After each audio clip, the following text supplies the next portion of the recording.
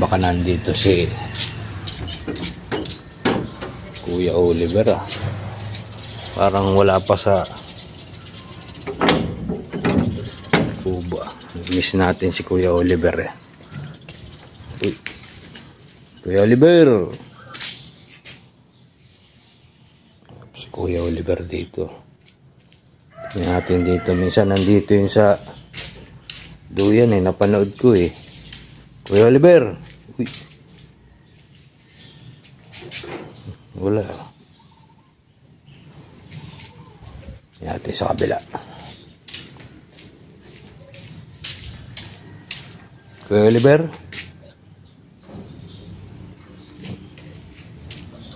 Natin sa kabila. Baka nandito sa kubo.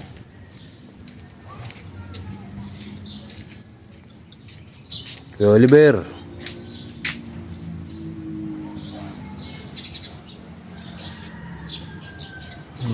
Wala dito sa kubo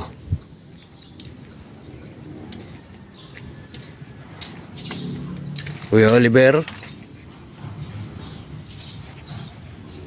Wala pa si Kuya Oliver.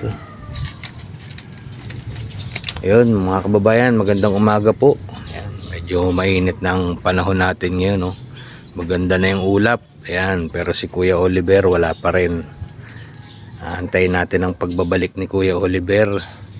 Dahil sigurado namimiss niya na tong kanyang kubo. Ayan. Ito yung pahingahan namin. Ito yung tambayan namin. At itong isa, ito kay Kuya Oliver. Itong isa nito. Namimiss natin yung pagsigaw-sigaw ni Kuya Oliver kasi mga kababayan, 16 na taon siyang nakakulong doon sa kanyang bahay na bato na maliit. Yan.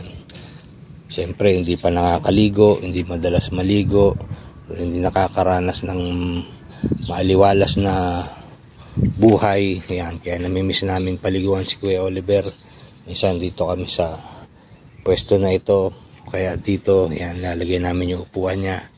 At syempre pagtapos namin paliguan, bibihisan ng maayos at sasakay namin dito sa wheelchair para makapunta naman siya doon sa harapan ng bahay ni Daddy Frankie doon sa sa terrace. Yan mga kababayan, support po natin ang Team Daddy Frankie. Andyan po si Boss JB Vlogs, si Aling Rochelle, si Sam Moto Vlog, si KJ27 TV, si JC Official, syempre si Boss Tax, at andyan din si Christian. Wala pa rin channel hanggang ngayon. Shoutout sa iyo Christian, gawa ka na ng channel mo para masupport ka rin namin. At syempre nasa likod ng camera si Kuya Rizky. Yan, maraming salamat po. Support po natin si Daddy Frankie Official at si Daddy Frankie sa kanyang YouTube channel.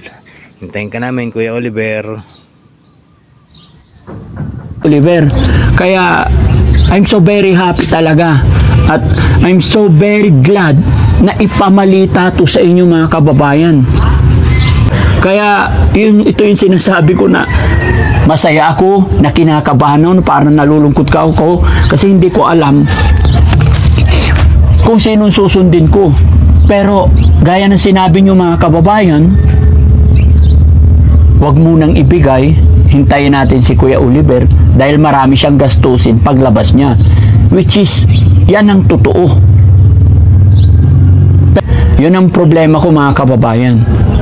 Kaya ito mga kababayan, sana maayos ng Team Daddy Frankie at hindi tayo magkaproblema, no? Kaya salamat talaga sa walang sawa ninyong suporta mga kababayan at ramdam ko yung full support ninyo kay Daddy Frankie.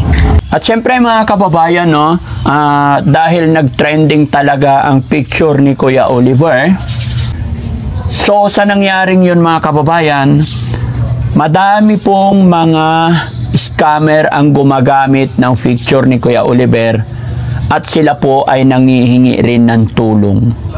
Kaya mag-iingat po kayo mga kababayan sa mga taong mapagsamantala at mapaglinlang. Sa makatwid, mag-iingat po kayo sa mga scammer. Huwag po kayo magpapadala basta-basta. Wala po akong inuutusan. Wala po akong ibang ginagamit, kundi sa pangalan lang po ni Daddy Frankie.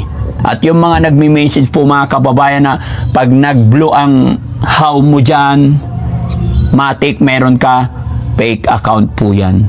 No?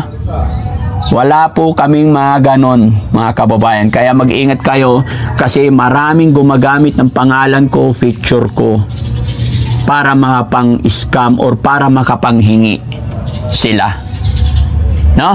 Kaya mga kababayan, doble-doble ingat po tayo lalo na dito sa social media dahil marami talagang manloloko. Sana hindi po tayo magpapaloko. At syempre mga kababayan, magpapasalamat din ako una sa ating mga followers dito sa ating Facebook page.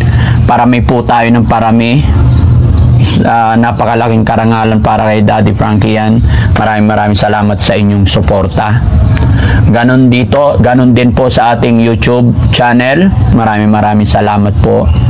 Kaya mga kababayan, sa mga bago pa lang sa aking channel, ako'y magpapaalala lamang po sa inyong lahat mga kababayan. Baka mayroon pa pong hindi nakasubscribe sa akin dyan. Pwede po kayo mag-subscribe at pa-click na rin yung bell button para lagi kayong ma-update sa mga i-upload pa naming videos. Lalong-lalo na kay Kuya Oliver para hindi po kayo nahuhuli. At para makilala mo ng lubos ang inyong lingkod mga kababayan, makita nyo yung buong kwento ng mga ina-upload namin. May premiere po ako 7:08 ng gabi. Every night po yan mga kababayan, 7:08. Doon nyo mapapanood lahat ng mga ginagawa ng Team Daddy Frankie, kung paano kami mag-charity, paano kami magbigay ng mga ayuda. Buo ang kwento sa aking YouTube channel, kaya sundan nyo po kami doon. At syempre mga kababayan, meron din pong YouTube channel ang aking asawa na si Aling Rochelle. Pwede nyo rin po siyang isubscribe, share nyo rin po yung mga upload videos namin doon para sa ganoon ay mas makatulong pa tayo, lalong-lalo na sa ating mga minamahal na lolo't lola, ating mga senior. Alam nyo mga kababayan, mula noong ako'y magsimula, malapit po ang loob ni Daddy Frankie sa ating mga lolo't lola. Kadahilanan, alam ko ang ating mga lolo't lola wala nang kakayahan para maghanap buhay. Umaasa na lang sila sa abot, ibibigay ng anak or ibibigay ng mga apo. Di ba? Kaya kapag papansin nyo mga kababayan yung ating mga lolo't lola, pag naabutan natin sila kahit 50, 100, talagang masaya na sila at very proud na po sila. Ipinagmamalaki nila ang kanilang apo, ang kanilang anak na napakabait. At yan po ay karangalan natin sa ating Diyos Ama. Shoutout po sa lahat ng mga kababayan natin nakatutok sa kwento ng buhay ni Kuya Oliver.